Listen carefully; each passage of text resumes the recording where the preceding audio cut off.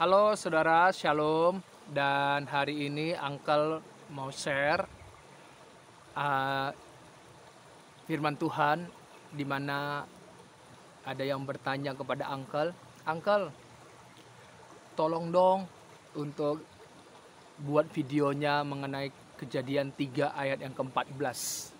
Nah, di sini Uncle mau buat. Jadi ini kalau ada di antara saudara yang sudah membaca firman Tuhan dalam Kejadian 3 ayat 14, itu sebenarnya banyak hal yang bisa kita dapatkan, yang kita pelajari, ya. Coba saya akan buka dalam Kejadian 3 ayat yang ke-14, apa isi dari Kejadian 3 ayat yang ke-14, ya. Saya akan bacakan.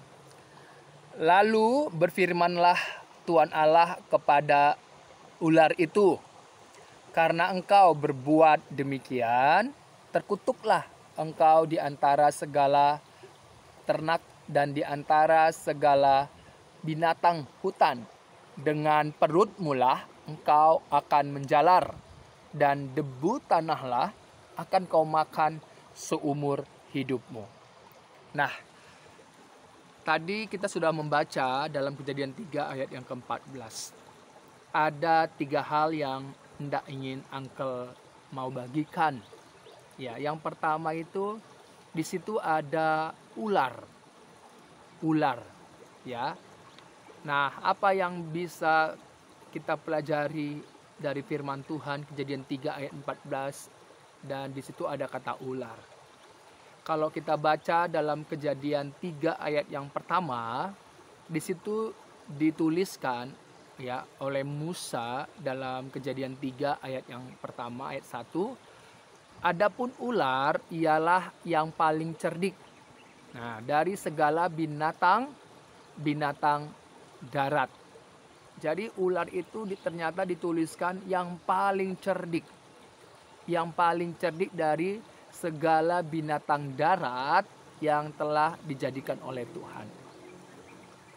Saudara, kalau dikatakan oleh firman Tuhan yang paling cerdik, itu berarti punya maksud.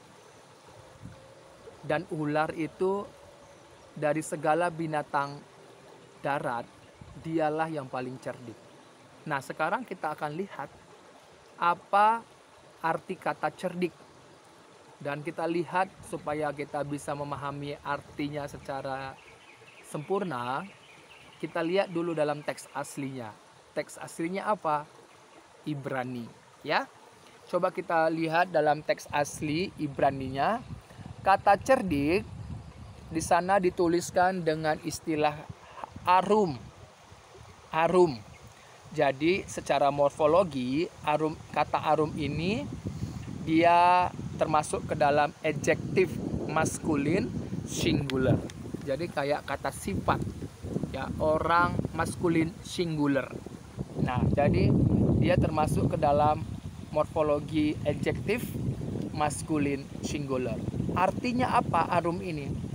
Artinya ada 3. Yang pertama licik, yang kedua cerdik, dan yang ketiga masuk akal. Ya, ini artinya.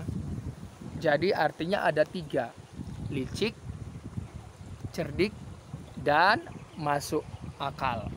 Kemudian ular dipakai oleh siapa? Dipakai oleh iblis. Untuk apa ular dipakai oleh iblis?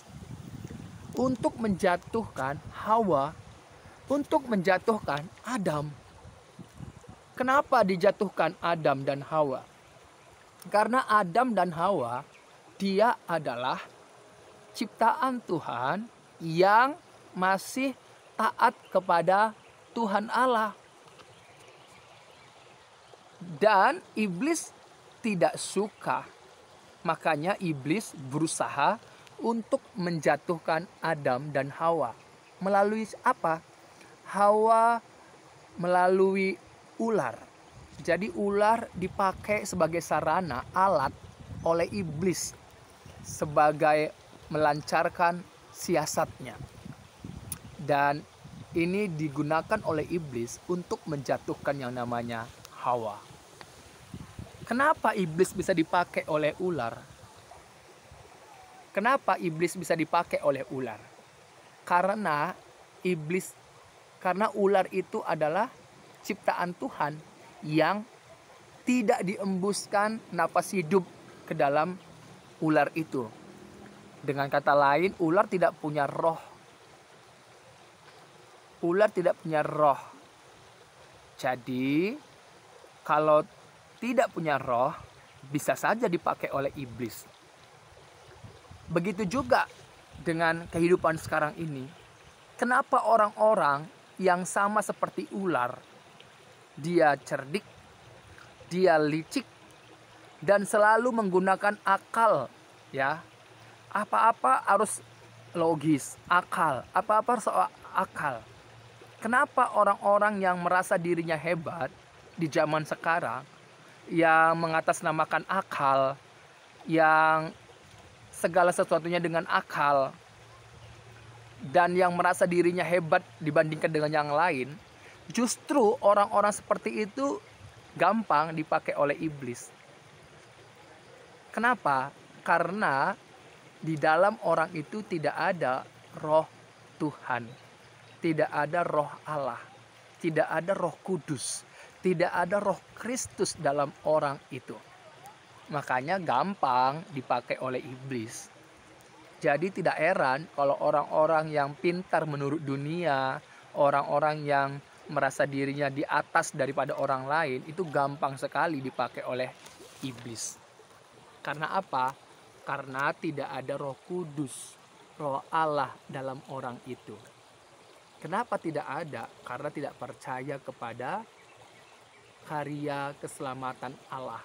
Tidak percaya kepada Allah yang telah menjadi manusia dalam Yesus Kristus, yang telah menyerahkan nyawanya dalam kemanusiaannya sebagai tebusan bagi banyak orang, dan yang telah bangkit dari antara orang mati. Nggak percaya. Jadi tidak heran, jangan heran kalau ada orang-orang yang pintar menurut dunia tetapi dipakai oleh iblis. Ya, sama kayak ular. Dari kata arum yang artinya licik, cerdik, dan masuk akal. Makanya orang-orang yang menuankan masuk akal, licik, cerdik, kepintaran, apapun itu, dia gampang dipakai oleh iblis. Iblis nggak takut. Justru iblis senang. Karena apa? Gampang dimasuki. Gampang menjadi alatnya iblis. Makanya kita yang di dalam Yesus Kristus bersukacitalah. Sebab dalam hidupmu ada Roh Kudus yang menuntun kita kepada seluruh kebenaran itu. Yang menuntun kita, yang mengingatkan kita akan kebenaran itu, Yesus Kristus dan Roh Kudus bersama dengan roh kita bersaksi memberitakan Yesus Kristus, kabar baik, kebebasan. Yesus Kristus telah datang menyerahkan nyawanya. Dia telah mati menanggung segala dosa kita di atas kayu salib, dan dia telah bangkit dari kematian. Inilah iman Kristen, di mana di dalam kebangkitan Kristus, kepercayaan kita, iman kita tidak sia-sia. Ya, itu dia. Oke. Nah, seperti yang Uncle bilang dalam video ini, kenapa iblis dipakai? Kenapa ular dipakai oleh iblis? Karena iblis itu tidak ada roh. Kejadian 2 ayat yang ke-7, karena apa? Karena yang diembuskan napas hidup itu hanyalah manusia yang dibentuk oleh Tuhan Allah dari debu tanah. Tetapi ada juga orang-orang sekarang seperti yang Uncle bilang, kenapa dipakai oleh iblis? Ya, karena apa? Karena dalam hidupnya tidak ada Roh Kudus. Makanya peganglah firman Allah, pengajaran daripada rasul-rasul, murid-murid Yesus Kristus. Mereka memberitakan Injil, kabar baik, yaitu Yesus Kristus. Ya, kenapa mereka memberitakan? Karena Yesus Kristus telah bangkit dari antara orang mati. Inilah yang membuktikan bahwa Yesus itu adalah Allah, Tuhan di atas segala, Tuhan di bumi ini. Ya, puji Tuhan. Puji Tuhan, kiranya ini video pertama berkaitan mengenai ular dalam Kejadian pasal 3 ayat yang ke-14. Dan kita akan lihat apalagi yang Uncle mau sharekan berkaitan mengenai Kejadian pasal 3 ayat yang ke-14. Makanya terus subscribe video Uncle ini, channel Uncle, bagikan kepada orang-orang yang membutuhkannya. Ya, Tuhan Yesus memberkati.